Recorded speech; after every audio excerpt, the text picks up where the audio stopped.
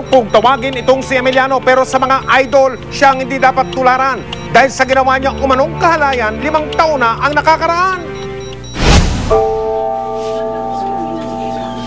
Ang kanyang mga salita animoy binubusalan.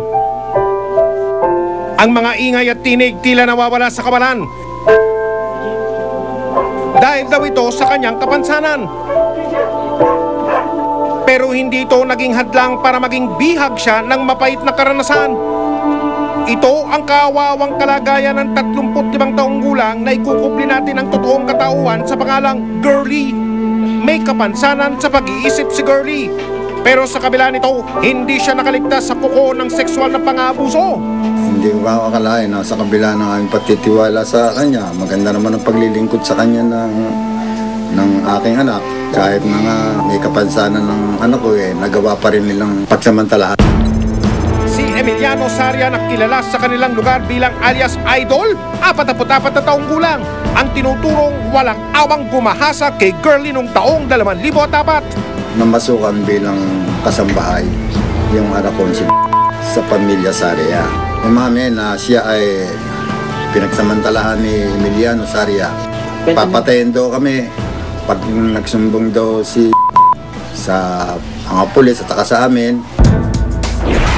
Inamin daw ni Girlie sa kanyang pamilya na hindi lang daw isang beses siyang sinalpahin ng sospek. Ayon nga ako sa aking anak, 5 beses siyang pinagsamantalahan.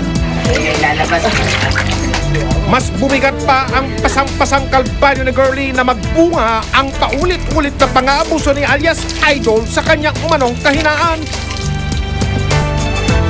Pero hindi man lang daw sumagi sa isip ng mga magulang ni Girlie na ipalaglag ang bunga ng kalapastangang ito.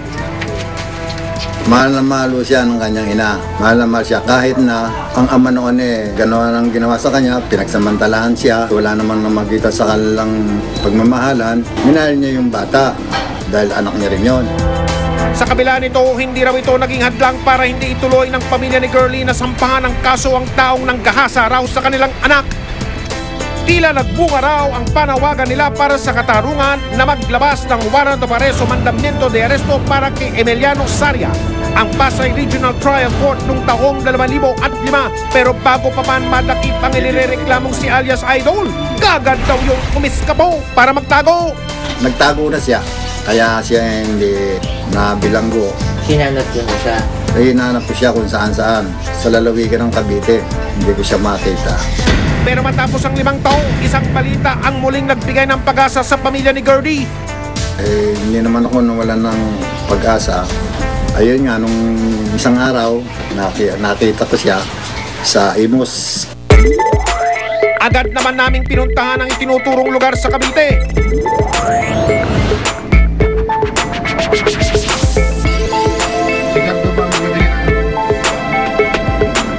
Pagdating sa bayan ng Imus, minatyaga namin ang posibleng kinaroroonan ni alias Idol.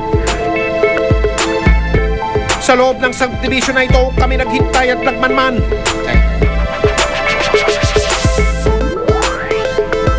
Maya-maya pa, isang lalaki ang nasilayan namin sa di kalayuan.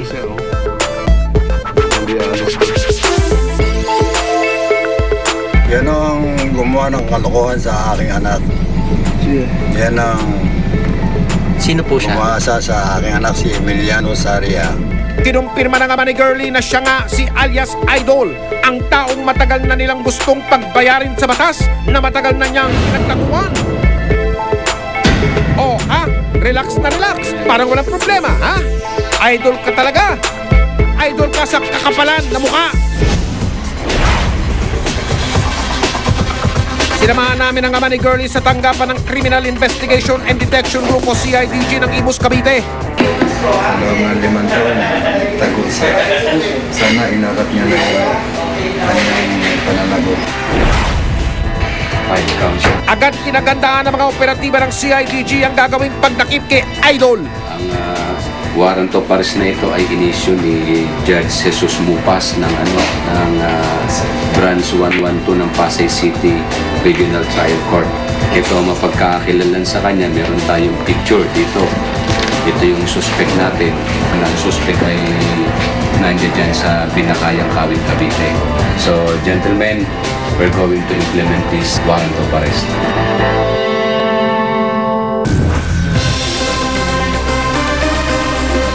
Susunod, most wanted na si Idol, Tumugi ng operatiba. Ayan pa. Okay. Buko na, okay na. Nandito na. Police.